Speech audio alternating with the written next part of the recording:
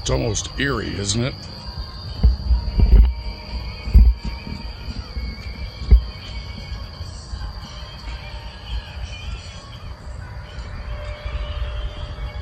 Like a bad Rapture film or something.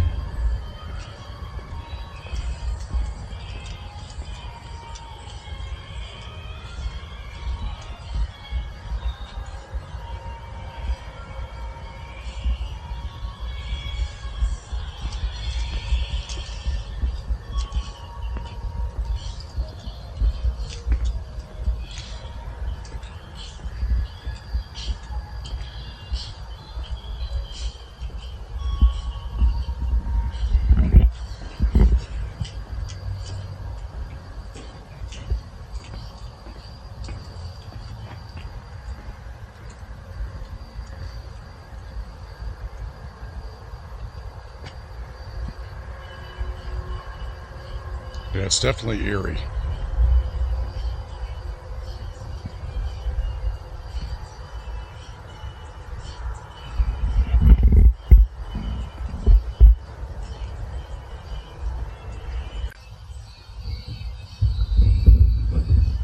So it's interesting being in a place like this.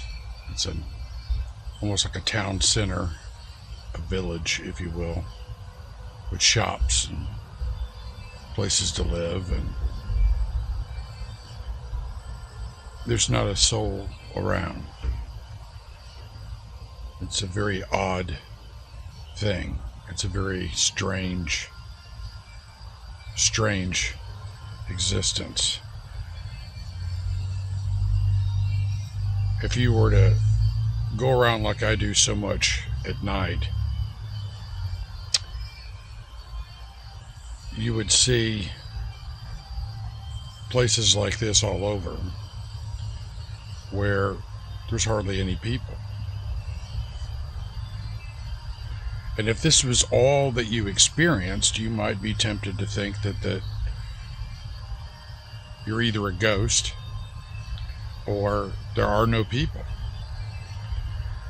Now, rationally, during the day, I'm sure there's a lot more people here than there are right now.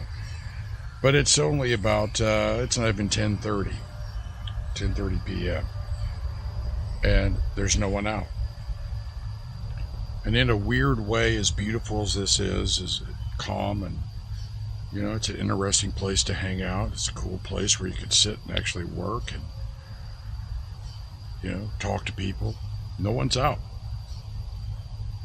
In a way, it reminds me of what happened during the COVID lockdowns. So it's fascinating to me just how that's affected all of us, and how a lot of people just have not been able to overcome that, and they're still stuck kind of in that realm. It had a great impact on a lot of us. But in a weird way, I mean, I'm still, in some ways, like being out here right now with no one around. It feels kind of like it did when I would go out during COVID, when I was down in Georgia, and sit in the middle of the town, the nearest town that was close to me, and you hardly saw any people. Same thing in cities, right? Large cities. So when I first came to visit here in St. Louis, I was at another area that's kind of like this, in the St. Charles area, and a buddy of mine introduced me to the head of security for it, and we were sitting there discussing things, and great older gentleman, and he said that a lot of the people living there still are not coming out of their apartments. They're literally imprisoned in their apartments. In a weird way, it's almost like it never ended for them.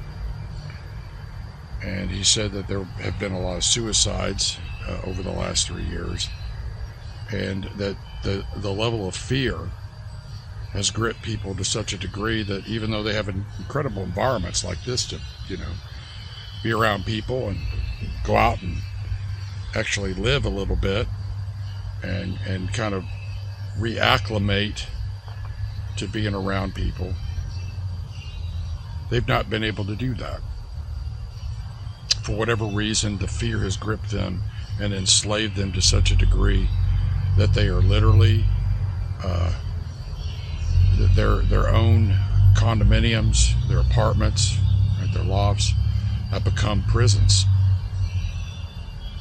Now you think about that, think about the cognitive impacts of that, and you think about how many people have been impacted by that, not only here, but around the country and around the world. We are broken. And we even have fractured realities that we're all living in within the context of the world that we all take up space in. It's extremely sad to me. And that's why I say that this is more than just a pandemic, more than just fear. There's a spiritual reality to this. There is a reality that is a meta-reality. And the depth of destruction and brokenness is beyond measure. I know for myself, I struggle just with my own cognitive space. It's a struggle for me just to get out of the house, and I don't even want to be inside. So another interesting thing I noticed, and particularly, dealing with me, one of the ways I dealt with the lockdowns was I'd go and sit on the porch down at the farm, even though I was in total isolation. Even just seeing an occasional car go by let me know that humanity was still around, right? Because all you were left with was digital hell. And the impacts of just seeing the world through digital reality and being cut off from human beings, from human touch, from sitting across from somebody and having a conversation has been just completely devastating to everybody. And it's one of the reasons for me, I don't like to be inside. Even visiting my family here, I don't like to be inside. I like to sit outside on the porch at their house or go somewhere like where I'm at right now and be around people. But I've found that people, even though they can come outside, right, they're scared. And even the ones that are, people are not talking to one another. There's a coldness. There is a aloofness, a detachment, an entrenchment. And that is inherently, psychologically, sociologically, and intellectually and spiritually devastating to people over the long term. So I bring those things up when, I want you to look around. I mean, look at this. It's a wonderful environment, right? It's not too hot outside. It's they're not a bunch of insects, right? It's a pretty environment. It's obviously safe, and no one's out. And it's early. It's early. It's summertime. I don't remember summertime being like this before COVID. People would at least be out. In places like this, people would be sitting around having conversations and, maybe having a few drinks or eating some food or, working on their computer or something. We have gotten detached from ourselves and from one another. That's dangerous.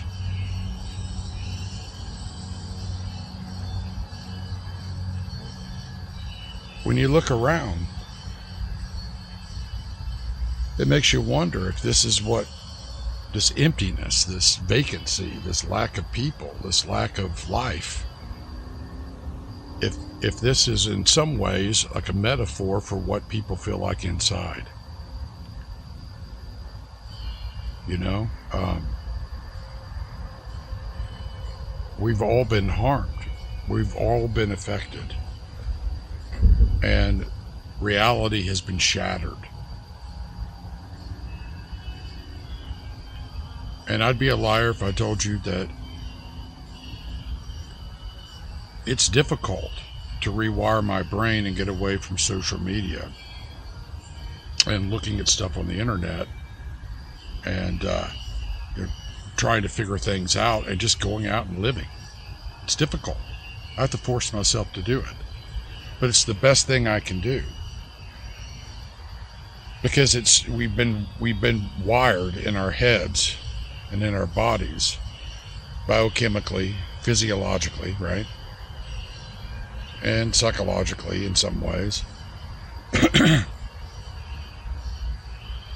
to live in a prison state.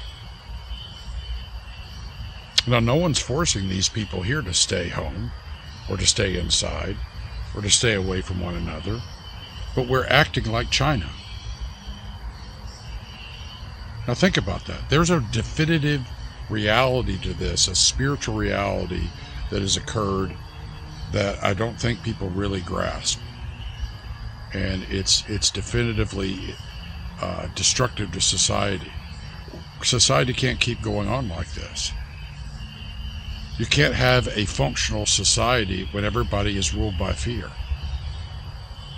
You can't have an economy when no one's willing to go out, when people aren't willing to work, when people aren't willing to pay people to work. You see, we have a tyranny that has descended upon us that I don't think people quite understand. And I think it's beyond just the seen. I think it is spiritual as much as the observable in terms of people. And the complexity of it is great, but we're all impacted. And as it is for people, well, of course it is for nations. I mean, take a look around. Take a look around.